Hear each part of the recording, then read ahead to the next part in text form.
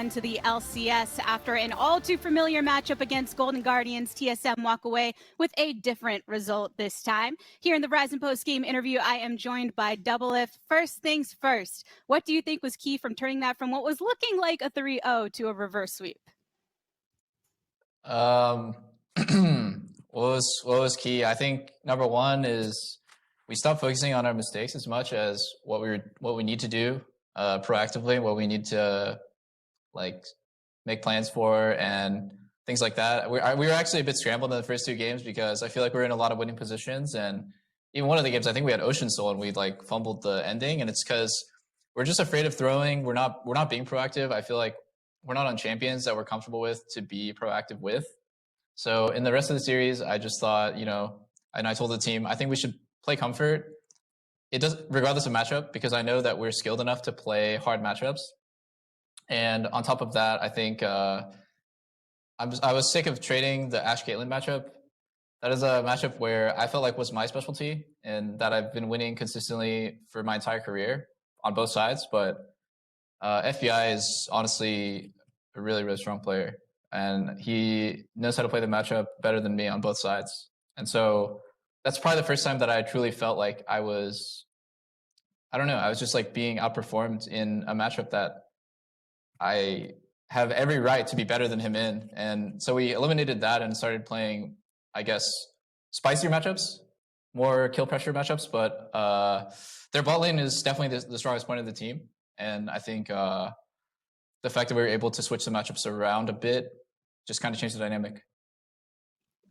And it is very clear to a lot of people that the bot lane is a huge source of power for Golden Guardians. And diving into that a bit more, you're talking about bringing comfort in terms of picks, but it's also scary to bring in a substitution when you're going against a strong lane opponent like that. What was the benefit of bringing in Biofrost here to get you feeling more comfortable in these matchups potentially?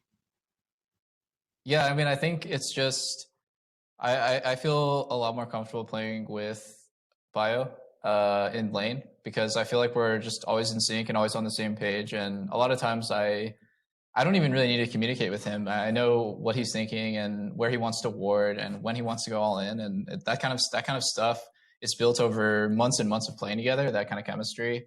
And I played with him for over a year plus now. And I think right now his champion pool just kind of fits my champion pool a little bit better because he's incredibly skilled at playing Bard and Rakan and tons of other champions as well. But we went back and forth on drafting and like which set of specialty champions between the players would fit better.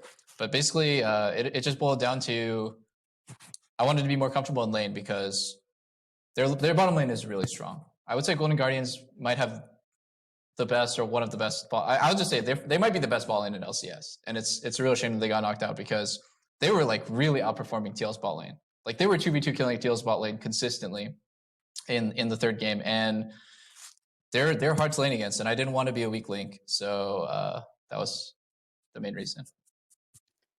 I think that's one of the things that made this series so interesting from a spectating perspective is both teams showing that prowess. And you just said that you didn't want to be a weak link for this team. And there's a lot of pressure felt by you and the remaining members, whether you stating what this might be for your career or the fact that you all want to get Bjergs into Worlds when he's performing at this caliber. How have you all as a team been channeling these different type of pressures that you have been experiencing when going through the lower bracket and what has been kind of a wavering run for TSM? I guess everyone deals with the pressure differently. Like, to be honest, our team was going through a bit of a slump. We were feeling really depressed, and the pressure was really high because, as you guys know, like making a mid-playoffs roster change is really, honestly, it's kind of crazy. Like, what we're doing is really crazy. We're on elimination point in playoffs, and we just like don't know what the best decisions are. We're always conflicted, and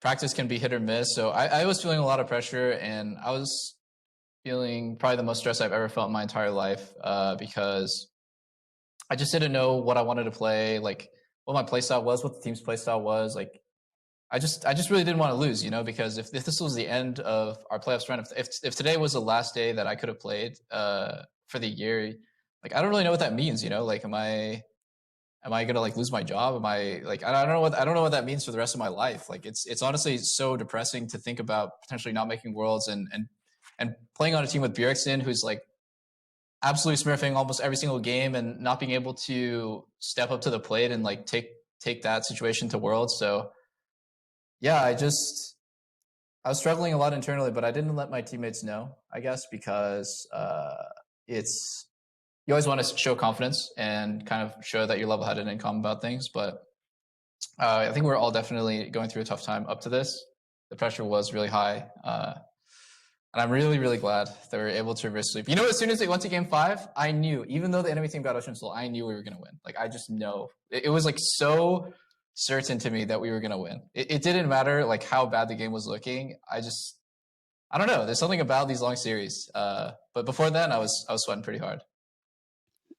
And I think that sweat and that pressure is extremely justified. A lot have been talking about this split and the difficulty when looking at the teams and how everyone is facing off against one another. And on the positive side of this, you've expressed in the past maybe some of the charging that you get from the underdog mentality. And going into this next matchup, hate to say it, that pressure isn't going to be alleviated as Cloud9 are your next opponents. Sven down in the bot lane. Maybe following off of this momentum and this sentiment that you're saying you knew in game 5 that you were going to win it, how are you feeling going into this next matchup, the last one to stand behind you and a world's qualification? I feel a little bit like relieved that it's Cloud9. I would rather play them than FlyQuest or TL. I feel like I can play a little bit more relaxed. I don't want to throw shade at Sven or anything, but I think FBI is a level above most of the other AD carries, the top AD carries. He plays lane really well. So I feel another week for us to gel is really important because really we're almost doubling the amount of time that we've played with this roster. If you think about it, like, because we've been practicing with Bio for like 5 days, 4 days. And having that extra week is going to be so important for us to improve. And I feel like off of this win, we can really like catapult our progress as a team. And I feel good, you know. I feel Golden Guardians is a really hard matchup for us. So I feel a lot better about Cloud9.